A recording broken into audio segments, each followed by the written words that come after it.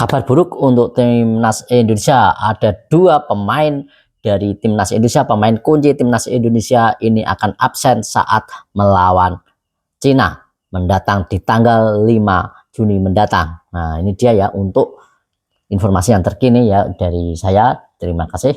Dan oke, kita akan membahas tentang ada dua pemain kunci timnas Indonesia yang absen saat melawan Cina mendatang, dan ini adalah pokok-pokok kunci pemain sentral untuk timnas Indonesia yang memang yang bisa membuat gol dan menciptakan gol. Tentunya ini pemain yang sangat penting untuk pemain timnas Indonesia. Siapa saja sih pemain, ada dua pemain kunci ini? Oke, tapi sebelum kita bahas lebih lanjut, alangkah baiknya terima kasih untuk Anda yang sudah like dan juga subscribe. Saya ucapkan banyak terima kasih, dan juga yang belum like juga subscribe, silahkan like dan juga subscribe channel ini serta nyalakan notifikasinya agar tidak ketinggalan informasi terupdate dari Bang Parwi dan analisis dari Bang Parwi. Terima kasih untuk semuanya yang sudah like dan juga subscribe-nya.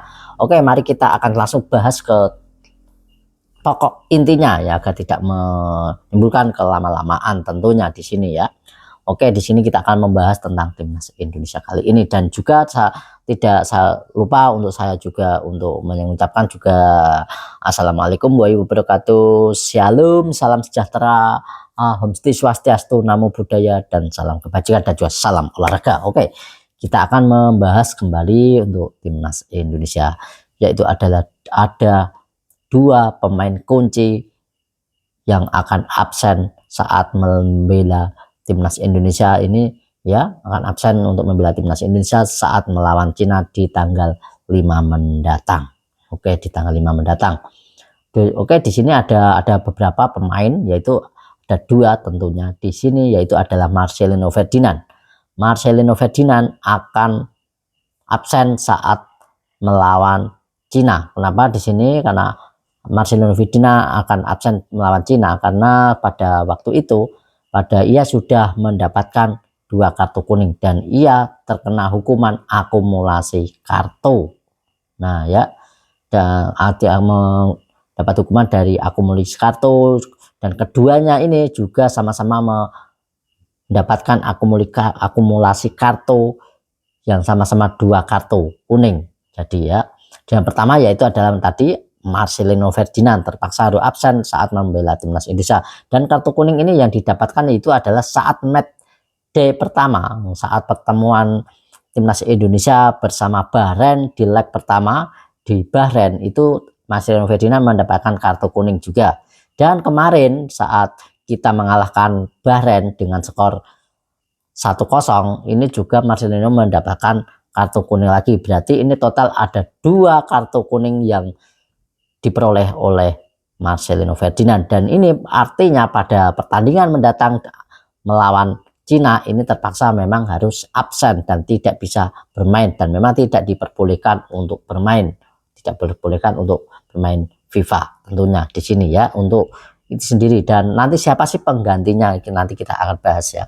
Dan untuk yang kedua yaitu adalah di sini, yaitu ada Martin Paes ya. Martin Paes ini juga mengantongi 2 kartu juga. Memang Martin Paes ini adalah tokoh kunci dari timnas Indonesia yang sangat-sangat sentral bagi timnas Indonesia, yaitu Martin Paes juga mendapatkan 2 kartu, sementara Martin Paes ini menerima kartu kuning ya pada saat ia bertemu dengan Arab Saudi ya. Ia bertemu dengan Arab Saudi pada saat kita bertemu dengan Arab Saudi, match day pertama pada pertandingan pertama bertemu Arab Saudi pada waktu itu ya. Ini pertama di Arab Saudi ya, tidak salah ya. Match day bertemu Arab Saudi pada waktu itu, timnas Indonesia juga menahan imbang Arab Saudi.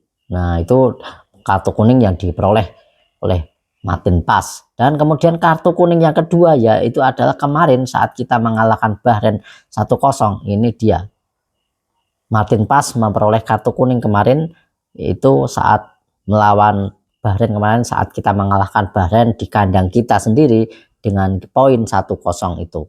Nah, tentunya di sini ya. Ya juga di sini juga untuk Martin Paes sendiri juga dilarang untuk bermain dan mendapatkan hukuman 1 kali bermain, dan bahwa dia tidak akan bisa bermain 1 kali. Dan nanti di saat melawan Jepang untuk Martin Paes sendiri sudah bisa membela timnas Indonesia kembali, sudah bisa bermain kembali. Tidak hanya Martin Paes tapi juga nanti Marcelino Ferdinand juga bisa bermain saat melawan Jepang. Tapi melawan Cina jelas di sini kedua pemain ini tidak akan bisa bermain. Oke, lalu siapa sih pengganti dari Martin Paes? Oke, untuk Martin Paes sendiri ini juga sudah pasti ini yang akan digantikan langsung oleh Emil Audero. Dan ini ya untungnya kita mempunyai dua pemain naturalisasi ya dengan kapasitas pemain yang sama, dengan kualitas pemain yang sama. Ini yang untungnya saat Martin Paes tidak bisa bermain, mendapatkan akumulasi kartu, dan di sini giliran Emil Audero bisa menggantikan Martin Paes. Dan ini kesempatan untuk Emil Audero tentunya untuk membuktikan ketajamannya, untuk membuktikan ketangkasan dalam menyelamatkan bola masuk ke gawang timnas Indonesia. Dan ini ada waktunya juga memang Emil Audero ini beraksi dan menunjukkan aksi terbaiknya membela timnas Indonesia. Nah, itu dia untuk Emil Audero. Tentunya akan sudah pastikan akan mengganti dari Martin Paes sendiri. Nah, kemudian lalu yang pengganti dari Marcelino Ferdinand, ini dia yang agak sulit. Apakah nanti akan mengandalkan Ramadhan Sananta? Dengan sekarang ini Ramadhan Sananta juga timingnya juga kurang pas ya, dan menurut saya juga masih kurang begitu baik. Apakah juga Patrick Kluivert nanti akan mempercayakan untuk mengganti Marcelino Ferdinand ini akan dengan Eliano Rendes? Kita juga belum tahu. Nah, kalau untuk mendampingi, apakah nanti Wak Haji Ragnar Oratmangun ini akan ditarik ke depan? Ini juga kemungkinan kalau Ragnar ke depan ini tidak ya, kemungkinan besar di sini. Kalau tidak Ramadhan Sananta juga di sini, ataupun juga Ricky Kambuaya kemarin, ini juga bisa menjadi opsi juga. Ricky Kambuaya bisa ya jadi opsi, ataupun juga nanti selain itu ya apalagi kalau Hoki Caraka tidak mungkin. Kalau Hoki Caraka ya, kalau Hoki Caraka tidak mungkin karena memang terlalu riskan, terlalu berbahaya juga untuk cara. Inilah yang harus membuat Patrick Kluivert pada saat melawan Cina ini harus mendapatkan pengganti yang tepat untuk Marcelino Ferdinand. Dan saat melawan Cina ini adalah antara hidup dan mati timnas Indonesia, karena memang jika timnas Indonesia kalah dengan Cina, maka gagallah timnas Indonesia untuk melaju ke round selanjutnya. Karena memang nanti kalau Cina mengalahkan kita, otomatis itu nilainya adalah 9 sama. Karena untuk Cina sekarang ini memperoleh poin 9 poin. Dan nanti tentunya akan diadu head to head untuk perebutan posisi ini sama-sama 9 poin dengan timnas Indonesia, dan akan beradu head to head untuk timnas bersama timnas Indonesia. Bersama timnas Indonesia akan head to head untuk timnas Indonesia.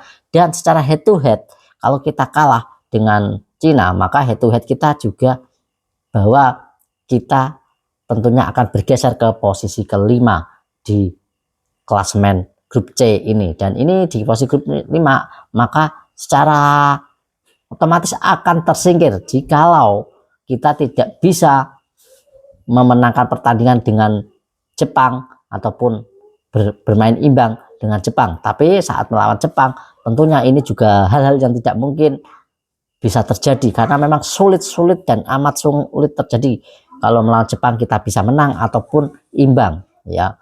Kalau melawan Jepang atau imbang ataupun menang, ini ada membutuhkan keajaiban ya teman-teman. Jadi membutuhkan keajaiban dan kalau memang ingin menang dengan Jepang seperti itu. Nah, jadi seperti itu informasi yang bisa saya sampaikan ya untuk teman-teman semuanya.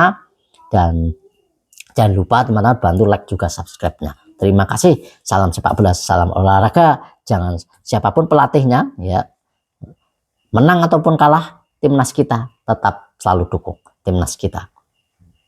Cayo.